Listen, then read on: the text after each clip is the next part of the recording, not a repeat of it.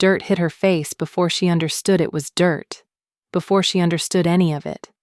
The weight of hands on her shoulders, the scrape of rope biting her wrists, the chant rising low and ugly from a circle of people she'd fed at her own table not 4 nights past. "Please." Mira's voice cracked on the word. "Please, I never touched the grain stores. I swear it on my mother's grave. I swear it on the moon." "The moon doesn't listen to liars." Elder Branwen's voice came flat and final, the voice of a woman who had decided something and would not be moved by tears, by screaming, by anything so soft as truth. "The blight came when you came. The fields blackened the season you bled your first moon blood under this roof. The pattern doesn't lie, girl, even if your mouth does." Mira's knees hit packed earth.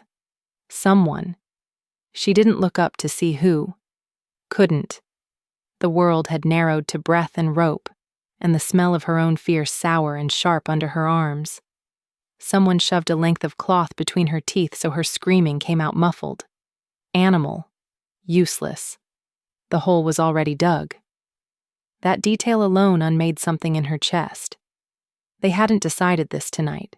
They'd decided it days ago, maybe longer. And they'd come out here under a moon thin as a fingernail paring, and dug a grave the length of a woman and waited for dark to fill it. "It's Mercy," said a voice she knew. Old Tam, who'd taught her to set rabbit snares when she was 8, whose hands now pressed flat against her shoulder blades, and pushed. "Buried under blighted ground, your death feeds it back, cleanses it. You'll save the harvest, Mira. You'll save us." She tried to say, "I never wanted to save anyone. I wanted to live." But the cloth ate the words and turned them into nothing, into a wet animal sound that didn't even reach the men at the circle's edge. The earth took her up to the chest before her body understood resistance was pointless, before her muscles stopped fighting the dirt being shoveled in around her like she was a fence post, a thing to be set rather than a woman to be heard. Cold soil pressed her ribs. Her own breath came hot and fast against the gag, and underneath the panic, underneath the animal scream locked behind her teeth, one thought kept surfacing, stupid and stubborn. Someone did this. Someone poisoned the grain and let me take the blame, and they are standing in this circle right now, watching dirt fill my mouth, and they are not stepping forward. The shovels kept moving. Branwen's chanting rose, words in the old tongue, words about cleansing and roots and rot. And somewhere above the dirt line, Mira's vision tunneled to a strip of sky gone the color of a bruise. And then even that strip narrowed, and the weight on her chest became the whole world. She heard the howl before she understood she was still alive to hear anything. It came from the tree line at the pack's southern edge, low and rising, a sound that didn't belong to any wolf in this circle. Too deep, too old, carrying an authority that made every person at the graveside go rigid the way prey goes rigid. Branwen's chant stuttered. The shovels stopped. "Alpha King," someone breathed, and the word moved through the crowd like a current through water. Mira couldn't see him, could only feel the dirt at her collarbone, the gag soaked through with her own spit and breath, the terrible narrowing dark. And underneath the panic, one absurd flicker of something that wasn't quite hope, because hope required believing anyone was coming for her, specifically, and not simply riding through on King's business that had nothing to do with a condemned woman half buried at the edge of a blighted field. Then the ground at her chest exploded upward in a spray of black soil, and a man's bare hands closed around her arms like iron bands, and she was being torn out of the earth the way a tree is torn out by a storm. Violent, total, indifferent to gentleness. "She's not breathing right." His voice was rough granite ground down to something almost human. "Get this off her mouth." Someone, not Branwen, not Tam, a stranger's hands, careful in a way nobody at this graveside had been careful with her in an hour, pulled the sodden cloth free. Mira's first breath came in a whooping, ugly gasp that scraped her throat raw, and her second breath brought scent flooding back into a world that had narrowed to dirt and rope, wood smoke and crushed cedar needles, and underneath it, copper sharp, blood. She turned her head. The Alpha King's hands were torn open at the knuckles, skin shredded from clawing earth that had been packed and shoveled and packed again. And he hadn't stopped to notice, hadn't so much as glanced down at his own ruined hands, because his attention had narrowed entirely onto the woman gasping dirt and bile into the grass at his knees. "Look at me," he said. Not gentle, not unkind either, something tighter than both, wound tense as a bowstring. "Can you hear me? Look at me." She looked. His eyes were the color of a winter sky just before snow, pale and strange, and his jaw was working like he was chewing on something he didn't trust himself to say. Blood from his hands had smeared across her wrist where he'd gripped her, and beneath the iron and copper smell of it, she caught something else, something that didn't belong to fear or rage or even relief. It smelled like home, like a place she'd never been, and had been missing her whole life without knowing its shape. Her wolf, dazed and half suffocated, lifted its head inside her chest and went very, very still. "Who?"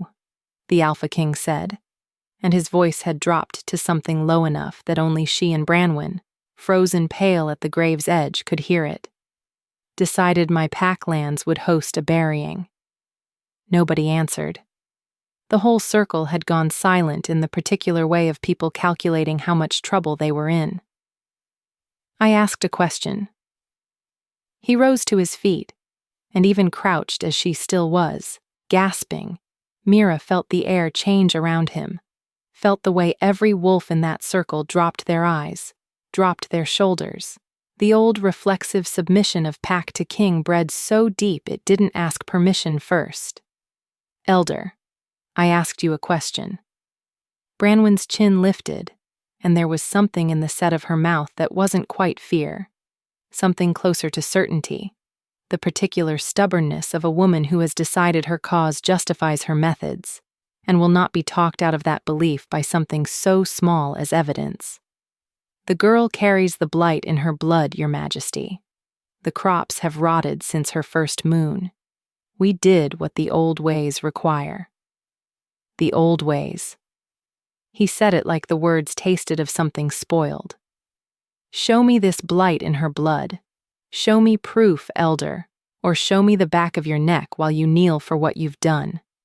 Mira, still on her knees in churned dirt with her own grave gaping open beside her like a mouth that hadn't finished its meal, found she couldn't look away from him even now, even with her wrists raw, even with dirt crusted in her hair and down the collar of her shift, even knowing that whatever this king wanted with her, it had nothing to do with wanting her. He'd come for the blight. She was only the body he'd happened to dig up along the way. That thought should have hurt less than it did. Cale Ashvale had not planned to dig a grave with his bare hands tonight. He'd planned, riding hard through 3 valleys on a report of crop rot spreading faster than any natural blight should spread, to arrive at a remote northern pack, ask sharp questions and leave before dawn with answers his council back at Ravensfall could use. He had not planned for the smell that hit him a half-mile out. Packed earth disturbed at night, fresh-turned soil mixed with the high copper note of human terror, and underneath all of it, faint and strange and gone as soon as he caught it, a scent that made every hair on his arms lift before his conscious mind understood why. Mate. The word had hit him like a blow to the sternum, and he'd nearly fallen from his horse. He'd told himself it was wrong. Mate scent didn't carry on wind, didn't announce itself from a half-mile distant. It required proximity, required the binding moment of recognition eye to eye. He'd told himself a great many sensible things while his wolf tore forward through brush and bramble so fast his guard couldn't keep pace, while some animal certainty in his chest screamed that he was too slow, too slow, too slow. He had not been fast enough to stop them shoveling dirt onto a living woman. He had been fast enough, by the margin of perhaps 90 seconds, to stop them finishing it. Now, standing over the wreck of a burial circle with his hands torn raw and bleeding freely down his wrists, he watched the woman they'd tried to kill drag air into her lungs in ragged pulls, watched dirt fall from her dark hair in clumps, and felt something in his chest reorganize itself entirely against his will. She smelled of fear, obviously. Terror so fresh it had a texture, almost. Something he could have pressed his thumb against. But underneath the fear, rain on warm stone, crushed mint growing wild, something green and resilient that made no sense for a woman who'd just been buried alive, and yet there it was, persistent under everything else, the scent equivalent of a thing that kept growing back no matter how many times it got cut down. Her. His wolf had gone utterly, dangerously still, the way it only went when something mattered enough to require careful handling. He looked at the elder, gray-haired, spine straight as a rifle barrel, eyes that held no remorse whatsoever, only the stubborn righteousness of someone who believed the ends justified whatever the means required, and felt his jaw tighten until it ached. "Names," Cale said. "Everyone who held a shovel tonight. I want names before I leave this clearing." "Your Majesty." Branwen's voice carried no apology in it. "With respect, the pack handles its own afflictions. This is no matter for the crown." "It became a matter for the crown," Cale said, very quietly, "the moment I smelled fresh-turned grave dirt from half a mile out and arrived to find you'd buried a living woman under a lie you call tradition. Don't tell me what is and isn't mine to judge, Elder. Not tonight." He crouched again at the girl's side. She'd gotten her breath under control now, mostly, though her whole body trembled in long, rolling waves like a struck bell still ringing, and made himself speak gently, though gentleness sat awkward and unpracticed in his mouth, a tool he hadn't reached for in longer than he liked to admit. "What's your name?" "Mira." Her voice came out wrecked, sandpaper rough. "Mira Thornwell." "Mira." He tested the shape of it, found he didn't dislike the way it sat on his tongue. "I'm taking you out of this circle, tonight. You're not staying buried in someone else's lie." Something flickered across her face. Not gratitude, not quite. Something more wary and more complicated. "Why?" The question landed harder than he expected. Why? As if a king required justification for refusing to leave a woman in the dirt. "Because I don't leave injustice standing in lands that answer to my crown," he said. Which was true, and also incomplete, and also the only answer he was prepared to give a stranger covered in grave soil, while half his pack's elders watched with expressions ranging from relief to barely concealed resentment. He did not say, "Because something in my chest recognized something in yours from half a mile away, and I have spent 10 years convinced the mate bond was a story told to comfort weaker wolves." He did not say that part. Not yet. Maybe not ever, if he could help it. Because a king who believed in fated mates was a king whose enemies would use that belief as a blade, and Cale Ashvale had buried that particular softness a long time ago, deliberate as any grave, and had no intention of digging it back up tonight. Even though his hands, bleeding and raw, seemed to disagree with him entirely. They gave her a room in the pack hall's east wing, small, plain, a single window that looked out over fields gone black and skeletal with rot, the same fields whose blight had nearly cost her life. Mira sat on the edge of a narrow bed with a blanket someone had draped over her shoulders without asking, and stared at her own hands, and tried to understand how she was still alive. The door opened without a knock. She knew the scent before she saw him, wood smoke and cedar, and underneath it now, more pronounced, the iron tang of blood from hands that someone had finally, belatedly, bandaged. "You should be resting," the Alpha King said, which was a strange thing to say while standing in her doorway at near midnight, instead of leaving her to do exactly that. "I tried sleeping in a grave a few hours ago," Mira said. "Didn't suit me." His mouth did something complicated, not quite a smile, more like the ghost of one passing through and declining to stay. "Fair. Why are you here, Your Majesty?" She heard the edge in her own voice, and didn't soften it. Whatever instinct usually told women to mind their tone around kings, hers had apparently been buried along with the rest of her tonight, and hadn't fully climbed back out. "You already saved your reputation as a just ruler. The dramatic rescue's done. I assume you have a kingdom waiting somewhere that doesn't smell like a corpse." "You don't smell like a corpse." He said it flatly, like a correction of fact rather than a compliment, and something about the bluntness of it made her laugh. One short, startled bark of sound that hurt her raw throat and surprised them both. "High praise." "I meant..." He stopped, started again. "I came to ask what you know about the Blight, before the rest of it. You lived here. You'd have noticed things others missed." There it is.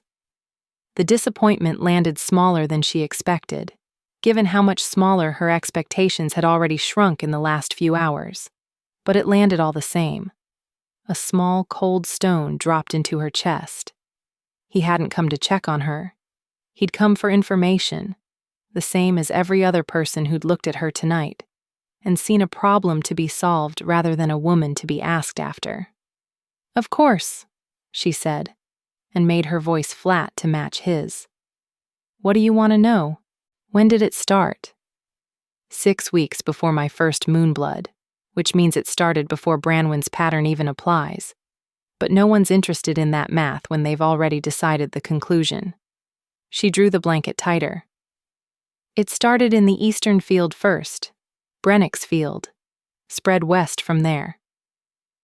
Something shifted in his expression, small, but she'd spent a lifetime reading rooms full of people who didn't want to be read, and she caught it. "Brennick. You know him."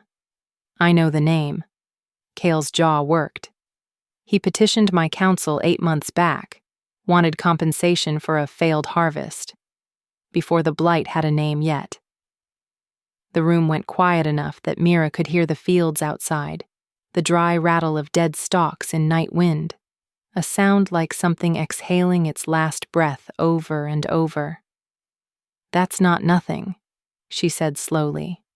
"No," Cale agreed. "It isn't."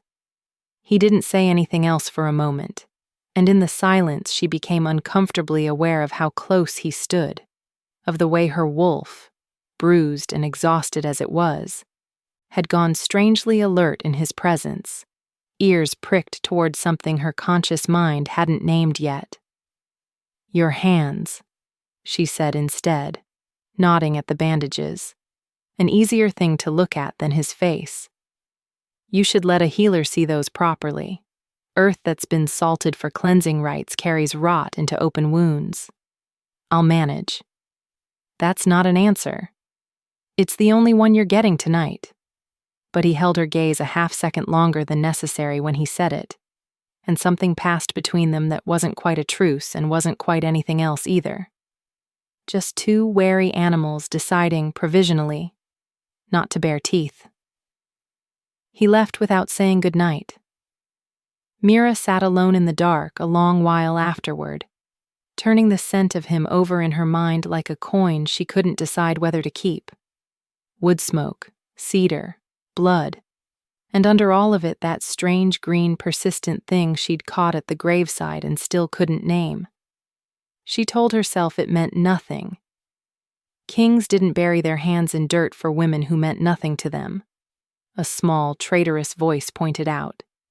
And she told that voice to be quiet, because hope was a luxury she'd buried tonight along with everything else, and she wasn't certain yet she had the strength to dig it back up. Forced proximity arrived the next morning in the shape of Elder Branwen's voice, cold and formal, informing Mira that the Alpha King had decreed she would remain under crown protection within the pack hall until the matter of the Blight's true source was settled, and that, given the danger of further superstitious action against her, she would be housed in the wing reserved for visiting crown officials, which meant, Mira realized within an hour of being moved, 3 doors down from the Alpha King himself. "This is unnecessary," she told him, finding him in the small stone courtyard behind the hall, shirt sleeves rolled to his elbows, methodically rebandaging his own hands, because apparently no healer in this pack dared correct a king's stubbornness. "I can stay with the Hollis family. They've never believed the Blight story." "The Hollis family lives at the field's edge," Cale said, without looking up from his bandage work, which he was doing badly, wrapping too tight in some places and too loose in others. Half a mile from a mob that already proved itself capable of digging a grave in the dark. "No. You don't get to just say no to where I live." "I do, actually." He finally looked up, and there was something almost rueful in it, an acknowledgement that he knew exactly how that sounded. "It's an unattractive feature of being king. I apologize for it, and I'm not changing my decision." "That's not an apology. That's a king enjoying himself." The corner of his mouth twitched, there, then gone, swift as a fish breaking water. "Maybe a little." She crossed her arms, watching him fumble the bandage again, and felt something in her chest loosen despite every instinct telling her not to let it. "Give me that. You're making it worse. I'm managing. You're not. Sit." He sat. She didn't examine too closely why a king obeyed a single sharp word from a woman 3 days removed from her own grave, only knelt in front of him and took his hand in both of hers, and felt the scent of him rise close and warm and unbearably present. Wood smoke, cedar, blood, that green undernote, while she unwound the bandage and started again, properly this time, firm and even.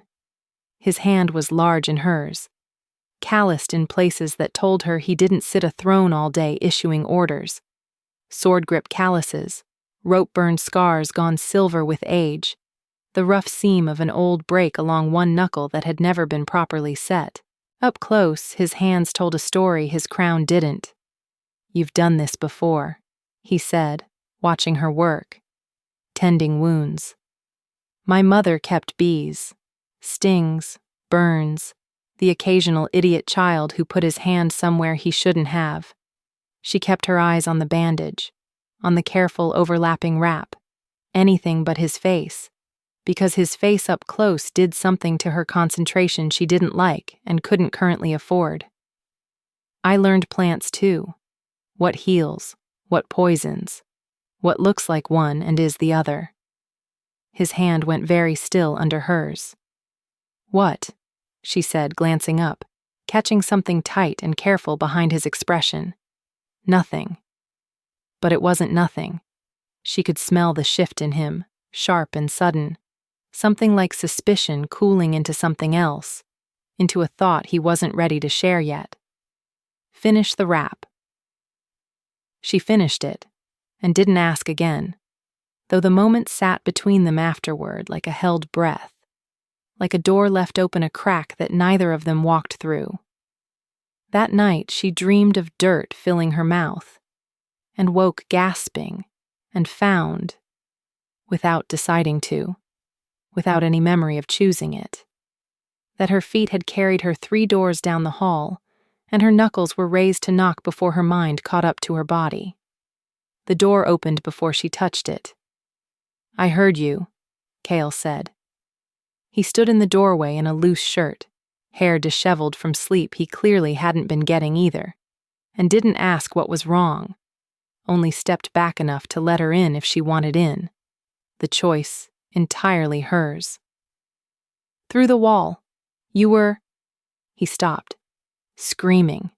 Mira finished flatly. "I know. I heard myself." I was going to say struggling. Screaming felt like a thing I shouldn't name for you. That somehow undid her more than gentleness would have. The careful precision of a man choosing his words to avoid wounding her further, when wounding her further would have cost him nothing at all. She didn't go in. Stood in the hallway with her arms wrapped around herself, the stone floor cold under bare feet, and said the thing she hadn't said to anyone since the dirt closed over her chest. I keep feeling it. The weight. Like my body hasn't caught up to the fact that I got out. Cale was quiet a moment. When he spoke, his voice had dropped to something rougher, something that cost him to say. I know that feeling. Do you?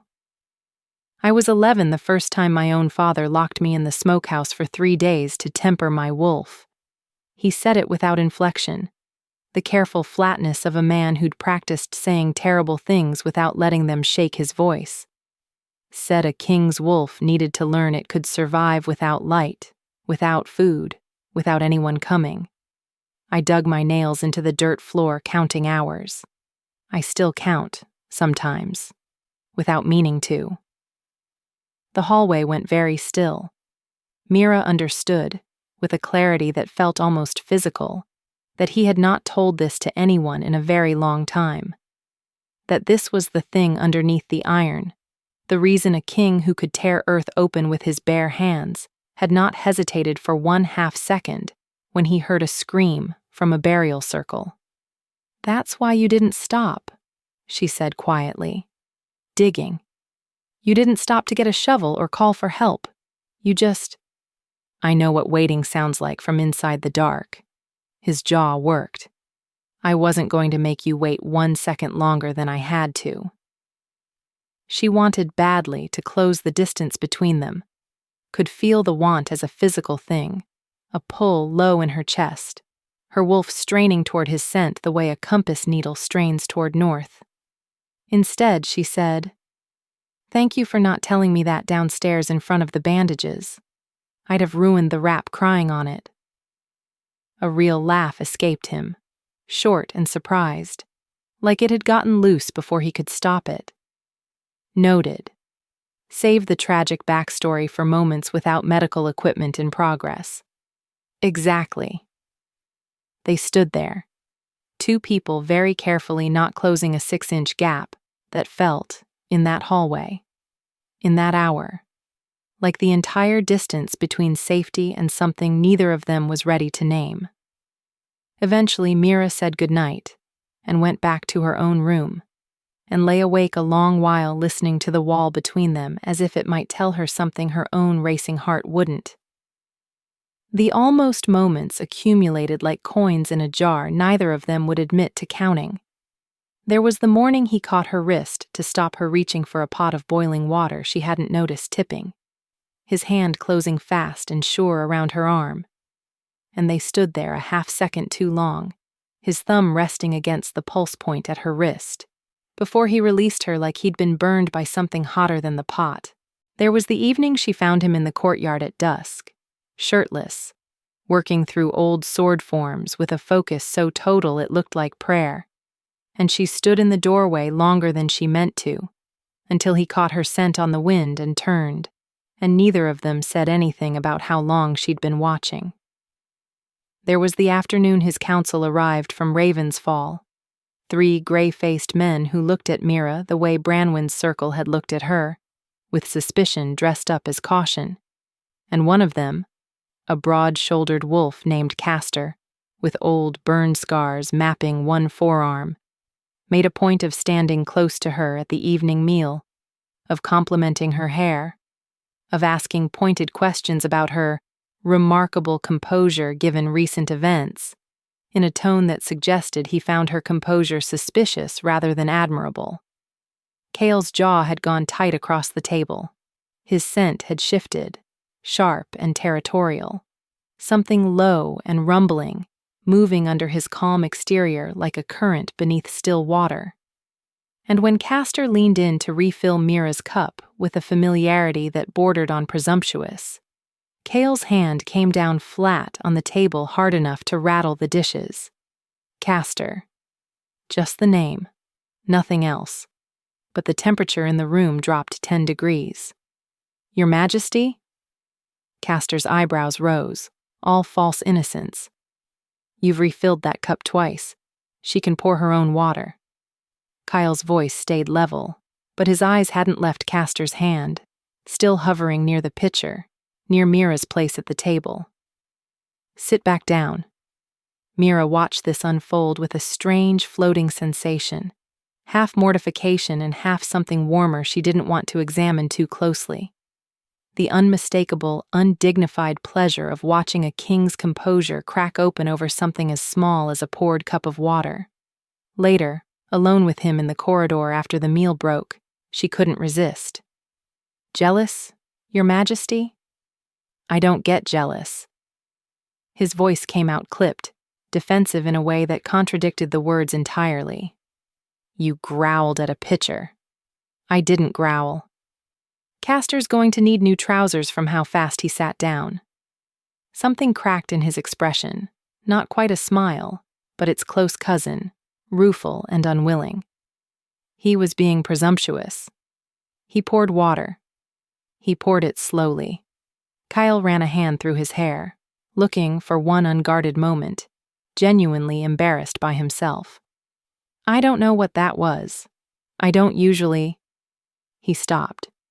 You don't usually what? Notice things like that. His eyes met hers, and there it was again. That strange, charged stillness. His wolf and her wolf both gone quiet and watchful inside their chests like animals catching the same scent on the wind. I don't usually care who pours anyone's water. The hallway was very quiet. Somewhere down its length a single candle guttered in its sconce, throwing his shadow long and close to hers on the stone floor. Kale. She'd never used his name without title before. It came out softer than she meant it, and she watched it land on him like a physical thing, watched his throat work. Mira. Neither of them moved first. Both of them leaned, slow and uncertain, the gap between them narrowing to inches, to the warm proof of his breath against her cheek, his scent gone thick and close and unmistakably want. A guard's boots rang out on stone at the corridor's far end, and they broke apart so fast Mira nearly stumbled, her pulse hammering, her face hot with something that wasn't entirely embarrassment. Your Majesty. The guard, breathless, hadn't noticed anything, too consumed by his own urgency. Brennick's Field. Something's happened. You're needed. Kale's expression shuttered closed, King's mask sliding back into place so fast it was like watching a door shut. Show me. He didn't look back at Mira as he left. She stood alone in the corridor a long moment afterward, hand pressed flat against her own sternum, trying to convince her heart to slow, and thought, with a clarity that frightened her, I am in considerable trouble. What had happened at Brennick's Field was this. Another section of crop, this one barely a week from harvest, had gone black and brittle overnight. And beneath the dead stalks, half buried, a clay jar with traces of something oily and dark still clinging to its rim. Kyle crouched at the field's edge, lifting the jar carefully, and breathed in. Bitter root and something chemical underneath. Something that didn't belong in soil, didn't belong in any honest farming practice he'd ever encountered. Someone's been salting this field on purpose, he said to the guard beside him. This isn't blight. This is poison, laid by hand, repeatedly, over weeks. The elder said a great many things that turned out to require considerably less evidence than burying a woman alive. Kale's voice had gone hard. Find me everyone who's had access to this field after dark. The list, when it came back an hour later, contained 6 names. 5 of them had alibis that checked out within the hour. Sick children, late shifts at the mill, a wedding 3 valleys over. The 6th name was Sella Thornwell, Mira's sister. Cale stood with that name in his hands like a second jar of poison, and felt something cold settle into his chest, because he understood, with the particular dread of a man who has started to want something badly enough to fear losing it, exactly what this would do to the woman 3 doors down the hall who'd spent her whole life believing her sister was the one person in this pack who'd never doubted her. He told her himself, because anything less would have been a cowardice he refused to commit twice in 1 week. Mira sat very still when he finished, her hands folded in her lap, her face gone carefully, terribly blank. The particular stillness of someone holding themselves together by main force. "You're wrong," she said finally. "I have witnesses placing her at that field. Twice. Soil residue on a pair of boots in her room that matches the poison in the jar. Sela hates the smell of dirt under her nails. She's hated it since we were children. She wouldn't—" Mira stopped. Her voice had cracked on the word wouldn't, the particular crack of someone arguing against evidence they could feel solidifying into truth even as they fought it. "I know this is— Don't." The word came out sharp, a blade. "Don't tell me you know what this is. You don't know my sister. You don't know that she sat with me every night after our mother died, that she's the reason I survived this pack at all, that she—" Mira's breath caught, ragged. "She visited me 3 days ago, brought me bread, held my hand and cried about what almost happened to me, and told me she'd never forgive herself for not fighting harder at the circle. Maybe she meant that.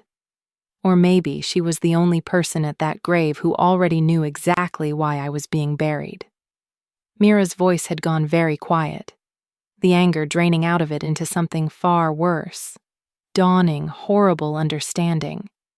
Because she's the one who poisoned the fields, and she let them blame me instead of her. Neither of them said anything for a long moment.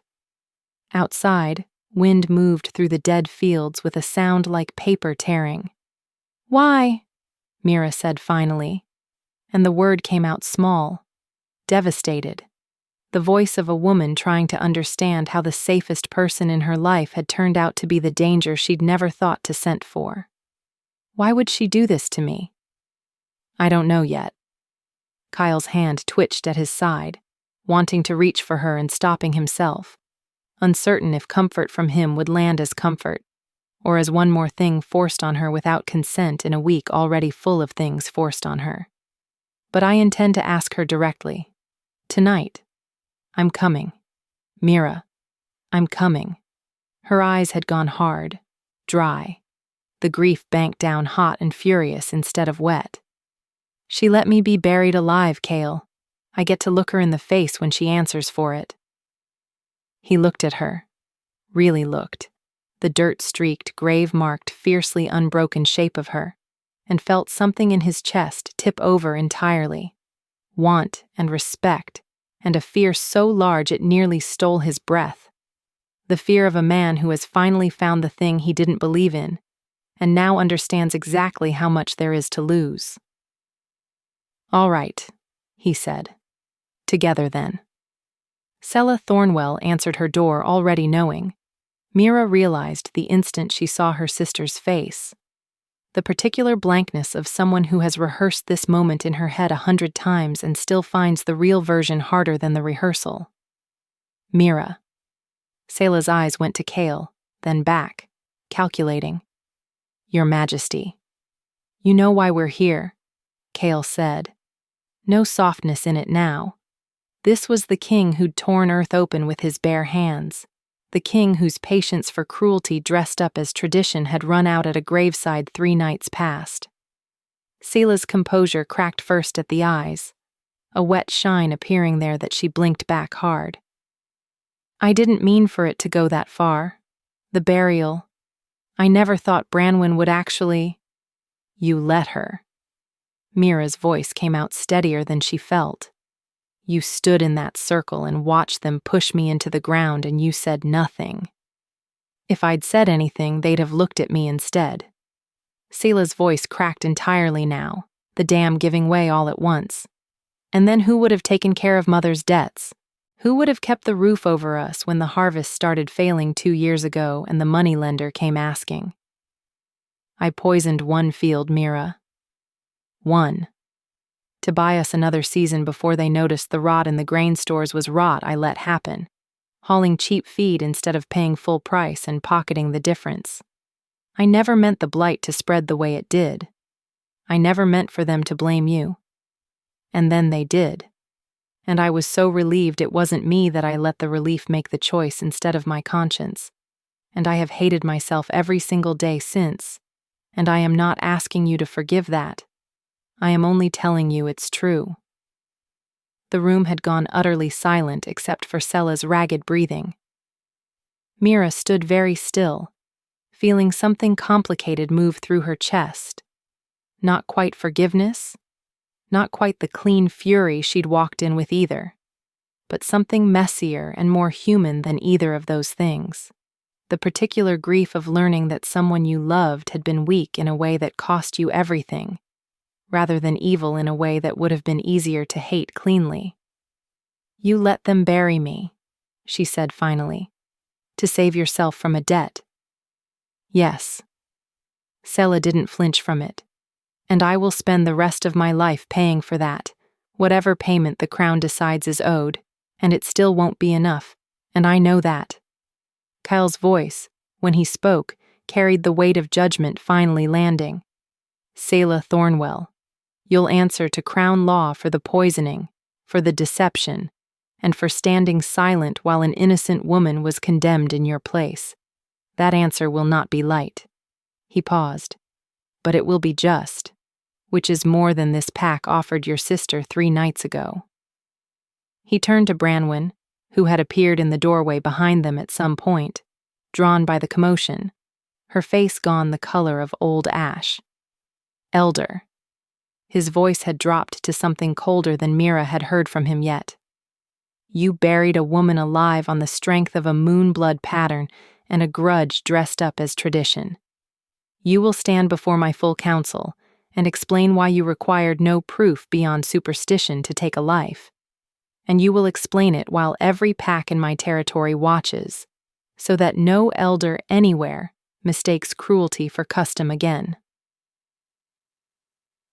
The council gathering happened 3 days later in the pack hall's great room, every bench filled, the air thick with bodies and tension, and the particular electric scent of a community about to watch its own reckoning unfold in public. Mira stood at the front, not hidden, not protected behind anyone. Cale had asked her the night before whether she wanted to speak, and had made it unmistakably clear the choice belonged entirely to her, that he would stand beside her either way she chose. I want to speak, she'd told him. I spent a week being talked about instead of talked to. I'm done with that. Now she stood in front of the assembled pack, dirt-stained memory of her own grave still fresh enough to taste, and found her voice steadier than she'd expected. I was buried, she said, because an old woman decided a pattern mattered more than proof. Because my own sister was too afraid to tell the truth. Because every single person in that circle decided it was easier to believe a story than to ask one more question. Her eyes swept the room, found faces dropping, found shame moving through the crowd like weather. I don't want revenge. I want this pack to remember. Every single time fear makes a decision easy. That easy and right are not the same thing. That's the only thing I came up here to say. The silence that followed held a different texture than the silence at her graveside. Not the silence of people deciding to look away, but the silence of people finally, belatedly, looking. Branwen, when called forward, did not beg forgiveness or claim innocence. She simply said, in a voice gone suddenly old, I believed I was protecting my people. I was wrong about how. I will not pretend the wrongness makes the fear I felt any less real. Only that real fear is no excuse for what I let it do. She knelt.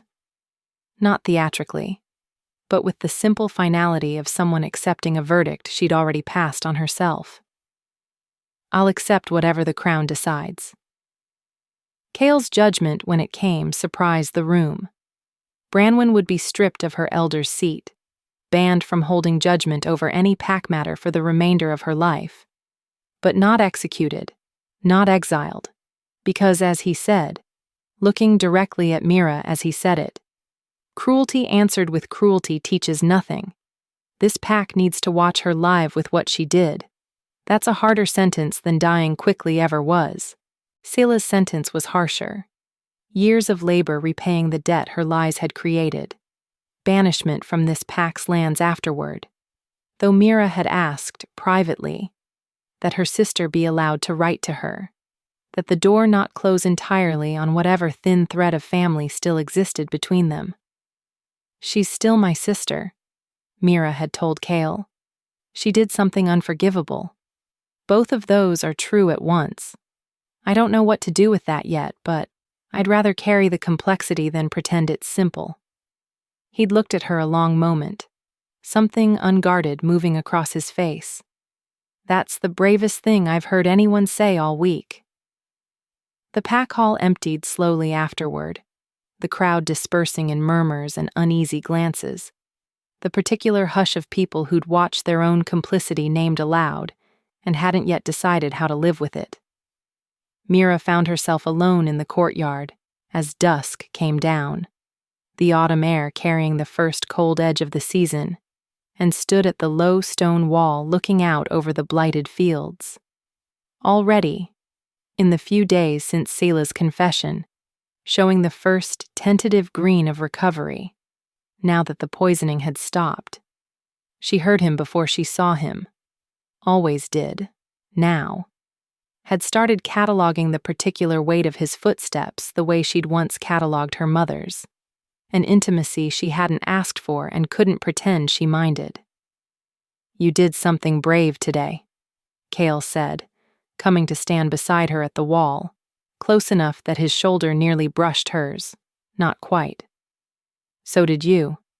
Sentencing your own elder in public isn't comfortable for a king's reputation. Reputation built on cowardice isn't worth keeping. He was quiet a moment, looking out at the same dark fields she was. I wanted to ask you something, and I want you to know you can say no, and I'll accept it, and nothing about your protection or your place here changes either way. Something in his voice had gone unusually careful, almost nervous. A strange register for a man who'd torn earth open with his bare hands without hesitation. Ask. The night I found you, he said. I caught your scent from half a mile out, before I saw you, before I knew your name. His hands, still faintly scarred from that night's digging, gripped the stone wall hard enough that his knuckles paled. I've spent 10 years telling myself the mate bond was a story weak wolves told themselves to feel less alone in the world. I buried that belief on purpose, a long time ago. Because a king who needs a fated bond to feel whole is a king his enemies can break by simply taking that bond away. Mira's breath had gone very still. And now I've spent a week unable to stop noticing the particular sound your breath makes when you're about to say something sharp before you say it. Unable to stop noticing that I check the wall between our rooms before I sleep. Like proximity to you is a thing my body requires now and won't negotiate about. His jaw worked. I disappointed you the first night. I came to your room asking about blight patterns instead of asking if you were all right. I want you to know I noticed that. I've thought about it more than I've thought about almost anything else this week. You came back the second time, Mira said quietly. Heard me screaming through a wall, and didn't make me explain myself before you opened the door. That doesn't undo the first time. No. She turned to face him fully now, found his pale winter sky eyes already on her, unguarded in a way she hadn't seen from him yet. Not the king's careful mask, just a man, nervous, hands gripping stone like it might keep him steady. But it's not nothing either. People get to be more than their worst moment, Kale. I'd rather not be defined by mine. No, he agreed, low. You wouldn't be. You're not. The space between them had narrowed without either of them deciding to move. The particular gravity of two people who'd spent a week orbiting close and never quite touching. His hand came up, slow, asking permission with the hesitation of it, and brushed a strand of hair back from her face, his thumb grazing her cheekbone with a gentleness that didn't match the rest of him at all. The rough hands, the torn knuckles, the king's hardness, and somehow matched exactly the part of him she'd glimpsed in a dark hallway. The boy who'd counted hours in a smokehouse and never stopped counting. Mira Thornwell. Her name in his mouth carried weight. Now it hadn't carried that first night. Something claimed and careful at once. I'm asking you to choose this, not because the bond says so, because I'm asking, and you get to say no, and I will not love you less for it. Her wolf, bruised from a week of grief and grave dirt, and her own sister's betrayal, lifted its head one final time and went, finally, entirely still. Not the stillness of fear this time, but the stillness of arriving somewhere after a very long journey. Ask me properly then, she said, and her voice shook only a little. Not the king, just you. Something in his face broke open. Not weakness, the opposite of weakness. The particular strength it takes to let someone see you unguarded. Stay, he said. Not because I dug you out of the ground, not because the bond decided it before I did. Stay because I am asking you to, with everything I am, dirt under my nails and all.